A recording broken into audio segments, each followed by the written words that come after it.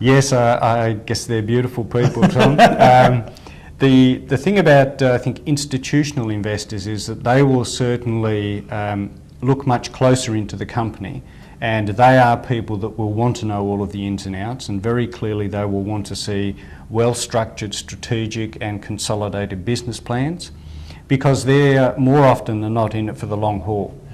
And so whereas they will not worry about the individual operational aspects, they will be very concerned about where is this strategically going in their payback period, which is usually 2 to 3 years.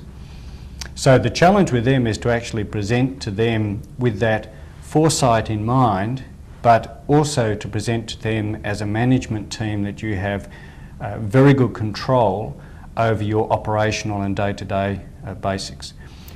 Institutional people will also be very much concerned about the management structure and the credentials of the managers.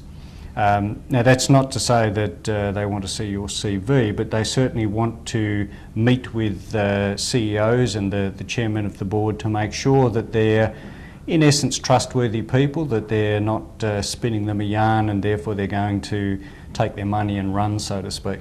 And like yourself, having a PhD in biotechnology or life sciences is a valuable credibility builder. Yes, it is. I think people across all levels seem to have very much a level of respect when they meet qualified people.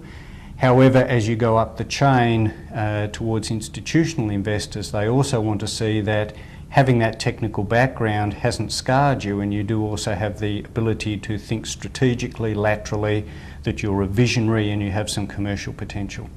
So in terms of investor relations, what's been working well for you?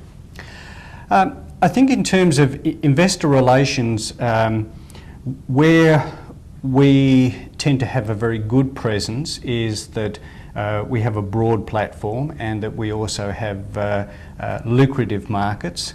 I think the things that we have to work hard at to try and get people on board with is this whole scenario of biotechnology investments, that they're not going to be a 3 or 6 month return. They are definitely more long-term investments, and people that get the picture, if you like, tend to get on board because they can see the long-term potentials.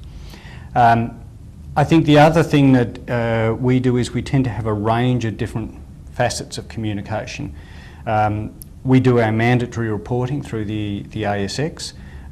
We tend to put a lot of effort into our annual reports to make them appealing to all facets of our potential shareholders and investors.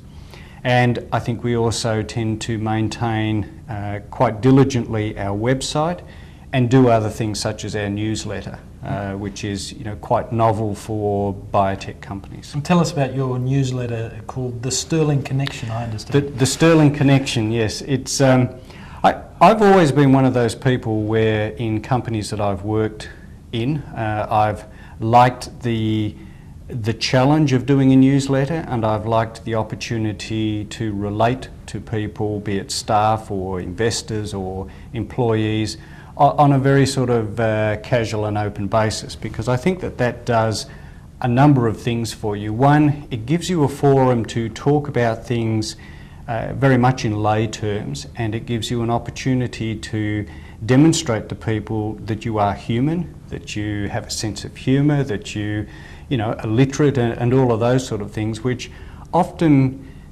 can go past a whole lot of people because you get bogged down in the day-to-day activities, you tend to become very insular, and people don't see the real person behind the company. So we started the Sterling Connection probably 18 months ago. We're putting it out at a frequency of about every 2 to 3 months. I would like it to be closer than 2 months than